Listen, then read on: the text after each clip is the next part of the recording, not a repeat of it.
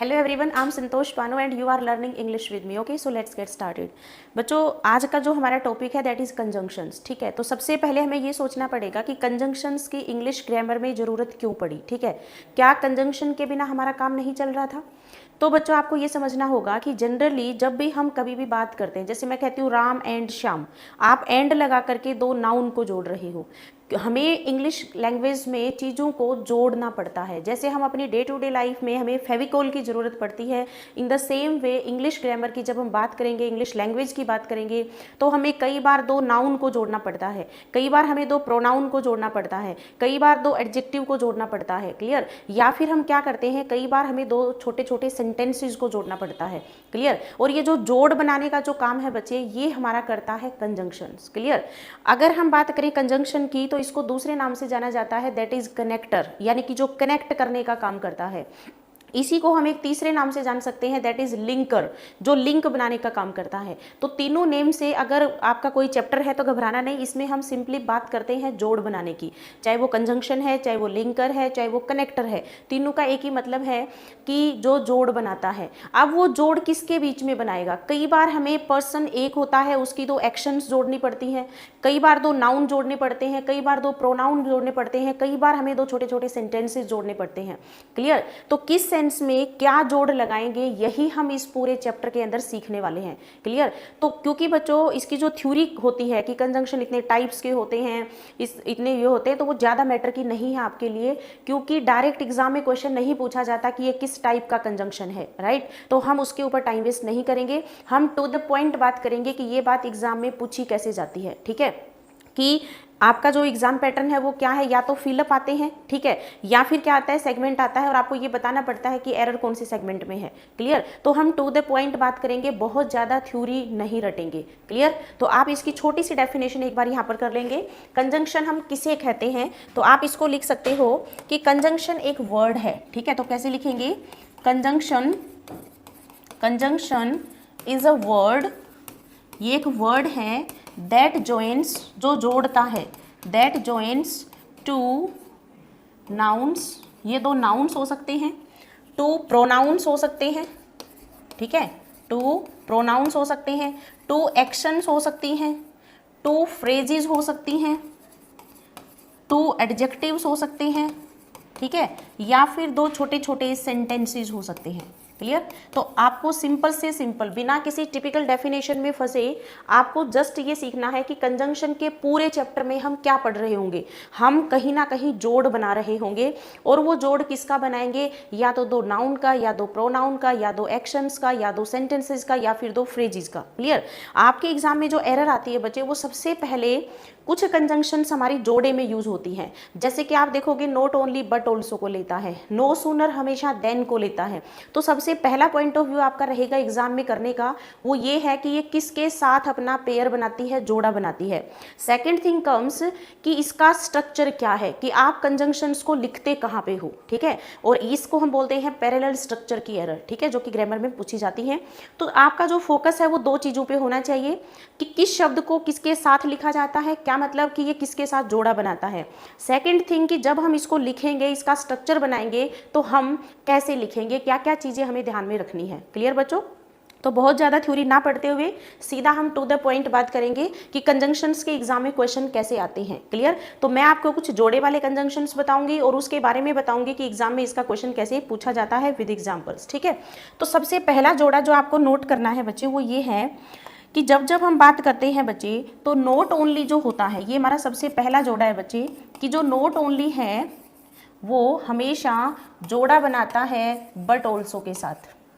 ठीक है, note only हमेशा जोड़ा बनाता है बट ऑल्सो के साथ। ठीक है, अब जब हम इसको सेंटेंस में यूज करेंगे तो क्या क्या एग्जाम में एरर बन सकती है, क्योंकि ये बहुत ही जनरल सी बात है, कोई भी बच्चा पढ़ के चला जाएगा कि नोट ओनली जोड़ा बनाता है बट ऑल्सो के साथ, लेकिन इसका एग्जाम में क्वेश्चन कैसे बनेगा वो देख लेते हैं। ठीक है, तो देखो एक बार, सपोज करिए यहाँ पर एक सेंटेंस होता बच्चे, note only he sang a song but also danced, ऐसे लिख दिया बच्चे। इस सेंटेंस में वो आपसे ये पूछ रहा है कि एरर कहाँ पर है, ठीक है। उसने ये ऐसे सेगमेंट दे दिए। मान लो कोई भी नॉर्मल बच्चा पढ़ के गया कि भाई नॉट ओनली जोड़ा बनाता है बट ऑल्सो के साथ, तो मैंने भी बना दिया, ये रहा नॉट ओनली, आगे वो लगा रखा है बट ऑल्सो। लेकिन अब यहाँ पर समझने वाली बात क्या है वो देखिए बच्चे, आप पूरे सेंटेंस में not only but also say जोड़ क्या रहे हो ये जानना ज़्यादा इंपॉर्टेंट है। आप देख रहे हो इस पूरे सेंटेंस में सब्जेक्ट कितने हैं, टेक्निक देखिए, आप पूरे सेंटेंस में देख रहे हो कि हमें सिर्फ एक ही सब्जेक्ट दिख रहा है, दैट इज ही, राइट। अगर पर्सन ही एक होगा, अगर हमारे पास सब्जेक्ट ही एक है, तो नॉट ओनली बट ऑल्सो करेगा क्या, क्या दो चीज़ों को जोड़ेगा, वो दो एक्शंस को जोड़ेगा। क्योंकि not only but also say जोड़ा बनाने के लिए हमारे पास कोई चीज़ दो तो होनी चाहिए। अब हमारे पास सब्जेक्ट तो टोटल एक है, तो ऑब्वियसली उसकी क्या होंगी, एक्शंस दो होंगी। अब हमें क्या करना पड़ेगा, फर्स्ट एक्शन से पहले हमें क्या जोड़ना पड़ेगा, नॉट ओनली, और सेकेंड एक्शन से पहले हमें क्या जोड़ना पड़ेगा, बट ऑल्सो। क्लियर बच्चे, क्योंकि पूरे सेंटेंस में हमारे पास सब्जेक्ट तो एक है। अब आपको एरर समझ आई होगी, देखो सबसे पहले उसने लिख रखा है not only he सैंग a song, ठीक है। हमारी जो फर्स्ट एक्शन है वो क्या है, सैंग ए सॉन्ग, ये हमारी फर्स्ट एक्टिविटी है।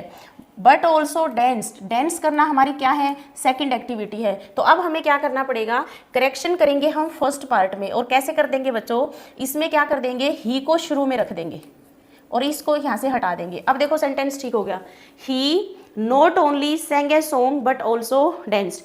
पर्सन टोटल एक है और उसकी एक्टिविटी दो हैं, तो हमने यहाँ पर not only but also say एक पर्सन की दो एक्टिविटीज को जोड़ा है, राइट। और इसी लॉजिक को हम कहते हैं not only but also. Clear हो रहा है भाई, हमें not only but also say दो चीजें जोड़नी होंगी। अगर पूरे सेंटेंस में सब्जेक्ट ही एक है तो डेफिनेटली उसकी दो एक्शंस होंगी, राइट। अगर पूरे सेंटेंस में सब्जेक्ट दो होंगे तो फिर हम दो सब्जेक्ट्स को जोड़ देंगे, क्योंकि नॉट ओनली बट ऑल्सो के लिए हमें चीजें क्या चाहिए, दो चाहिए। क्लियर हो रहा है, तो यहां से हमें क्या समझ आया, अगर एक पर्सन है, पर्सन एक है तो उसके दो ऑब्जेक्ट्स हो सकते हैं, पर्सन एक है तो उसकी क्या हो सकती है, दो एक्शंस हो सकती हैं। हम उन एक्शंस को या फिर हम उन ऑब्जेक्ट्स को जोड़ने का काम करेंगे। क्लियर हो रहा है, एक एग्जांपल और देखिए, सपोज करिए यहाँ पर एक सेंटेंस होता, not only he has built a hospital for poors but also an orphanage. Orphanage होता है अनाथ आश्रम, ठीक है, एन ऑर्फेनेज फॉर ऑर्फेन्स। अब इस सेंटेंस को समझने की कोशिश करिए कि कौन से सेगमेंट में एरर है। मान लीजिए उसने यहाँ तक लिख दिया बच्चे a part, a hospital for poors, यहाँ तक है हमारा बी पार्ट, रिमेनिंग जितना भी पार्ट है बच्चे ये है हमारा सी पार्ट, और डी कह रहा है बच्चे नो एरर। अब आप क्या आंसर करेंगे और किस लॉजिक से करेंगे वो देखिए, ठीक है। तो सबसे पहले देखो पूरे सेंटेंस में इस एरर को ढूंढने की टेक्निक क्या है। आप जैसे ही सेंटेंस पढ़ेंगे सबसे पहले आपको देखना है कि इस पूरी बातचीत में कितने लोगों का इन्वॉल्वमेंट है। आपने यहाँ पर देखा कि हम एक पर्सन की बात कर रहे हैं, ही की, सिर्फ एक सब्जेक्ट है यहाँ पर ही। अगर सब्जेक्ट एक है ही, तो ही ने दो काम किए हैं, एक तो उसने हॉस्पिटल बनवा दिया गरीबों के लिए, और दूसरा उसने क्या कर दिया, अनाथ आश्रम बना दिया अनाथों के लिए। क्लियर, तो अगर हम यहाँ पर बात करेंगे बच्चे तो पूरे सेंटेंस में सब्जेक्ट एक है और उसके ऑब्जेक्ट दो हैं। क्लियर, एक ऑब्जेक्ट हमारा क्या है, ए हॉस्पिटल, और दूसरा क्या है, एन ऑर्फनेज। तो हमें क्या करना पड़ेगा, not only but also say इन दोनों को जोड़ना पड़ेगा। क्लियर, तो हम इस सेंटेंस को ठीक कैसे करेंगे, आप क्या करो, पूरे या ये वाला जो पार्ट है, अगर सब्जेक्ट एक होगा तो सबसे पहले सब्जेक्ट को रखेंगे, ठीक है। हम यहां से नॉट ओनली उठाएंगे और हम नॉट ओनली यहां लिखेंगे, ठीक है। अब देखो लॉजिक क्या रहेगा, आप सेंटेंस की शुरुआत ऐसे करेंगे, ही has built not only a hospital for poors but also an orphanage for orphans। ये आपका आंसर होना चाहिए। क्लियर हुआ बच्चों, क्योंकि जनरल अगर आप फर्स्ट साइड से देखोगे तो इस सेंटेंस में आपको कोई एरर नहीं लगेगी, क्योंकि नॉट ओनली बट ऑल्सो का जोड़ा बनाता है, अगले ने भी बना रखा था। तो ये जो एरर होती है ये कहलाती है स्ट्रक्चर की एरर, ठीक है। स्ट्रक्चर मीन्स कि आप not only but also say basically जोड़ क्या रहे हो। क्लियर, तो आपने यहाँ से क्या सीखा, अगर पूरे सेंटेंस में सब्जेक्ट एक होगा तो आपका जो लिखने का ढंग होगा वो क्या होगा, सबसे पहले सब्जेक्ट को रखेंगे। क्लियर, उसके बाद not only but also say उसकी दो एक्शंस या फिर उसके दो ऑब्जेक्ट हम लिखेंगे। क्लियर है, तो हमने सबसे पहले इसके बारे में क्या जाना बच्चों, नॉट ओनली बट ऑल्सो के बारे में क्या क्या बातें इंपॉर्टेंट है। सबसे पहला पॉइंट जो आपको रखना है माइंड में वो ये है कि नॉट ओनली हमेशा ही जोड़ा बनाता है बट ऑल्सो के साथ, पहली बात हो गई। दूसरा स्टेटमेंट हमारा क्या था कि अगर पूरे सेंटेंस में सब्जेक्ट एक है, अगर सब्जेक्ट एक है तो हमारा लिखने का ढंग क्या होगा, सबसे पहले हम रखेंगे सब्जेक्ट को, उसके बाद हम रखेंगे नोट ओनली, उसके बाद हमारी रहेगी फर्स्ट एक्शन जो उसने पहला काम किया, उसके बाद हम रखेंगे बट ऑल्सो, उसके बाद हम रखेंगे उस पर्सन की सेकंड एक्शन। क्लियर हुआ? तो ये लिखने का ढंग कब हुआ, जब पूरे सेंटेंस में सब्जेक्ट एक है। सब्जेक्ट एक होगा तो सबसे पहले सब्जेक्ट को रखना है। क्लियर? और क्योंकि ऐसा जरूरी नहीं है बच्चों कि हमेशा ही सब्जेक्ट एक हो, सब्जेक्ट दो भी तो हो सकते हैं। अगर सब्जेक्ट दो होंगे तो हम क्या करेंगे, इन केस, क्योंकि हमें तो दो चीज़ों को जोड़ना है, अगर सब्जेक्ट दो होंगे तो डेफिनेटली हम नॉट ओनली से सेंटेंस की शुरुआत करेंगे। नॉट ओनली, उसके बाद हम रखेंगे अपना फर्स्ट सब्जेक्ट, उसके बाद हम रखेंगे बट ऑल्सो, और उसके बाद हम रखेंगे अपना सेकंड सब्जेक्ट। ये बात समझ आ रही है? यानी कि अगर हमारे पास सब्जेक्ट दो होंगे तो not only but also say हम दो सब्जेक्ट्स को जोड़ रहे होंगे। क्लियर? यहाँ तक क्लियर हो गया? अभी मैं एग्जांपल कराती हूँ इसकी। नेक्स्ट सिचुएशन क्या आएगी, बच्चे को कंफ्यूजन कहाँ होगा कि जब हम not only but also say दो सब्जेक्ट्स को जोड़ रहे हैं तो वर्ब किसको एग्री करेगी। तो बच्चों ध्यान रखना, वर्ब हमेशा सेकंड सब्जेक्ट को एग्री करती है। ठीक है? पूरी इंग्लिश में एक ही लॉजिक ऐसा है, जब हमारी वर्ब फर्स्ट सब्जेक्ट के हिसाब से आती है, और उसमें आपको रटने की जरूरत नहीं है बच्चों। जब जब हम दो नाउन को प्रेपोजिशन से जोड़ते हैं, सब्जेक्ट वर्ब एग्रीमेंट में मैं डिटेल में जाऊंगी इस क्वेश्चन के, अगर आप दो नाउन को प्रेपोजिशन से जोड़ते हो, पहला नाउन प्रेपोजिशन, दूसरा नाउन, तो जो सेकंड नाउन होता है वो प्रेपोजिशन का ऑब्जेक्ट बन जाता है। अगर वो ऑब्जेक्ट बन जाएगा तो क्या सेकंड सब्जेक्ट के हिसाब से कोई वर्ब आ सकती है क्या? नहीं आ सकती। तो ऐसे सेंस में वर्ब हमेशा फर्स्ट के हिसाब से आती है, याद रखना इस चीज को। जैसे सिंपली अगर मैं ये कहूं, Ram along with his parents is going to market, तो ऐसे सेंटेंस में जब हम देख पा रहे हैं तो ये इज क्यों आया बच्चों, यहाँ पर रटने जैसी कोई बात नहीं है। सबसे पहला जो सब्जेक्ट है वो हमारा ये है राम, ठीक है। अलोंग विद कंप्लीट हमारी क्या है, प्रेपोजिशन, और पेरेंट्स हमारा क्या है, हिज पेरेंट्स, सब्जेक्ट टू। लेकिन क्योंकि हर प्रेपोजिशन अपने बाद क्या लेती है, ऑब्जेक्ट लेती है। अब ये देखिए हिज पेरेंट्स के हिसाब से यहाँ पर आर नहीं आ सकता था, अब ये इज आया है बच्चे फर्स्ट के हिसाब से, यानी कि राम के हिसाब से। क्लियर? ये सबसे पहला केस है पूरी इंग्लिश में जब हम वर्ब को फर्स्ट नाउन के हिसाब से फिट करते हैं। और यहाँ पर हमारी मजबूरी क्या है, क्योंकि second noun becomes object due to preposition, क्योंकि प्रेपोजिशन यूज होने से हमारा जो सेकंड नाउन है वो ऑब्जेक्ट का रोल प्ले करता है, और ऑब्जेक्ट के हिसाब से कभी भी वर्ब नहीं आ सकती, वर्ब हमेशा सब्जेक्ट के हिसाब से आती है। Got my point? तो यहाँ पर हमने क्या देखा, सिर्फ ये केस ऐसा है जब हम not only but also say जोड़ रहे होंगे तो सेकंड सब्जेक्ट के हिसाब से हमें वर्ब करनी पड़ेगी। क्लियर? और सेकंड से के हिसाब से क्यों, क्योंकि जो नियरेस्ट होगा वही हमारा क्या होगा, उसी के हिसाब से हम वर्ब लगा देंगे। क्लियर है? तो ऐसे आपको देख लेना है, ठीक है। एग्रीमेंट में ये चीजें मैं लिखवा दूंगी जो भी मैंने आपसे एक्स्ट्रा में डिस्कस करी, ठीक है। अब हम यहाँ पर पॉइंट नंबर 4 क्या लिखेंगे, verb will be used, verb will be used according to second subject, according to second subject, ठीक है। if second subject is singular then singular, plural then plural, ये आपका लॉजिक होगा। यानी कि वर्ब हमेशा यूज होगी सेकंड सब्जेक्ट के हिसाब से, कब, जब आप दो नाउन को, दो सब्जेक्ट्स को not only but also say join कर रहे होगे, जोड़ रहे होगे।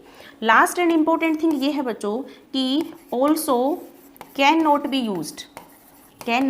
used at the end of a sentence, at the end of a sentence, मतलब एक सेंटेंस के एंड में, आखिरी में हम क्या यूज नहीं कर सकते, ऑल्सो का यूज नहीं कर सकते।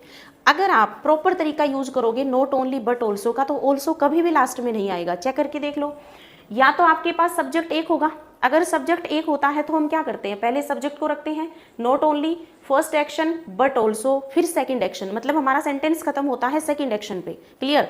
अगर हमारे पास सब्जेक्ट दो होते हैं तो देखिए सबसे पहले हम नॉट ओनली रखते हैं, फिर फर्स्ट सब्जेक्ट रखते हैं, फिर बट ऑल्सो, फिर हमारा सेकंड सब्जेक्ट, यानी कि हमारा सेंटेंस खत्म हो रहा है सेकंड सब्जेक्ट पे। क्लियर? तो किसी भी केस में जब आप करोगे तो एंड में, यानी कि सेंटेंस के एंड में हम ऑल्सो शब्द का यूज नहीं करते, और यही रीजन है। क्लियर हो रहा है? यानी कि सबसे पहले नॉट ओनली बट ऑल्सो के आपको ये 5 बातें आनी चाहिए। सबसे पहले एक बार मैं समअप करवा देती हूँ बच्चे, क्योंकि ये काफ़ी इंपॉर्टेंट है, और इसके बाद नॉट ओनली बट ऑल्सो का कोई पॉइंट ऐसा नहीं बचता जो आपको समझ ना आए, ठीक है। सबसे पहली बात है कि नॉट ओनली जोड़ा बनाता है बट ऑल्सो के साथ। सेकंड थिंग है कि पूरे सेंटेंस में अगर सब्जेक्ट एक होगा तो हम एक बंदे की 2 एक्शंस को जोड़ेंगे not only but also say, right. अगर सब्जेक्ट ही 2 होंगे तो हम नॉट ओनली को पहले रखेंगे, फिर फर्स्ट सब्जेक्ट, फिर बट ऑल्सो, फिर हमारा second subject.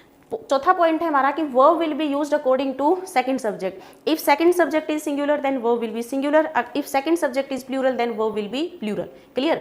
Also can not be used at the end of a sentence. ये आपके 5 पॉइंट हैं जो आपको माइंड में रखने हैं नॉट ओनली बट ऑल्सो को लेकर के, ठीक है। अब कुछ और एग्जाम्पल्स मैं इसके करा देती हूँ आपको। जैसे मैं ये कहूँ कोई पर्सन शाम के टाइम अकेडमी में आया, अब वो क्या कहेगा, या इस टाइम अगर आता है सपोज करिए, ठीक है, अब वो क्या कहेंगे कि not only the students but also the teachers were there, क्योंकि अकेडमी में अब दोनों हैं, ना सिर्फ टीचर्स हैं बल्कि क्या हैं, स्टूडेंट्स भी हैं। तो ऐसी बात को हम बोलते हैं नॉट ओनली बट ऑल्सो। अगर मैं ये कहूँ ना सिर्फ उसने मुझे गाली दी बल्कि पीटा भी, यहाँ पर पर्सन एक है, उसकी एक्शंस 2 हैं, तो 2 एक्शंस को हम क्या बोल देंगे, not only but also say जोड़ देंगे। क्लियर। अगर हम यहाँ पर लिखेंगे not only the students but also the teachers were there। अब ये वर हम किसके हिसाब से लगा रहे हैं बच्चे, अगर सपोज करिए यहाँ पर टीचर्स है तब हम यहाँ पर वर लगाएंगे, और ऐसा भी पॉसिबल है बच्चों टीचर एक हो स्टूडेंट ज़्यादा हो, तो यहाँ पर हम क्या कर देंगे, टीचर वॉज देयर, यानी कि वॉज और वर का आना डिसाइड होगा इस सब्जेक्ट से, जो कि आपका सेकंड सब्जेक्ट है। Plural then plural, singular then singular. Clear हुआ बच्चों। तो ये थी कुछ बातें हमारे नॉट ओनली बट ऑल्सो की। 5 बातें जरूर आपको सीखनी है नॉट ओनली बट ऑल्सो को लेकर के, और इसके स्ट्रक्चर पे जरूर ध्यान देना है कि कहाँ पे हम कौन सा जोड़ रहे हैं। क्लियर बच्चों। आगे बढ़ लेते हैं। नेक्स्ट जोड़ा हमारा आता है बच्चे, नेक्स्ट जोड़ा हमारा आता है ईदर और को लेता है, ईदर और थर्ड जोड़ा हमारा आता है नीदर नोर को लेता है। नीदर हमेशा जोड़ा बनाता है नोर के साथ। अब सबसे पहले इनको समझ लेते हैं। ईदर और जो है वो बात करता है 2 में से एक की, बट हम उसके बारे में कभी भी श्योर नहीं होते कि है कौन सा, ठीक है। और ये पॉजिटिविटी इसमें है कि 2 में से कोई एक है, यानी कि ईदर और की बात जब हम करेंगे तो ये पॉजिटिव में यूज होगा, ठीक है। नीदर नोर की बात हम करेंगे तो नेगेटिव होगा, यानी 2 में से कोई एक भी नहीं, ऐसा सेंस ये हमें देता है, तो हम इसको बोलेंगे नेगेटिव। क्लियर। सबसे पहली एरर जो आपके एग्जाम में पूछी जाती है बच्चे वो ये रहेगी कि ईदर के साथ वो नोर लिख देगा और नीदर के साथ और लिख देगा, तो आप इस चीज को गलत कर दोगे।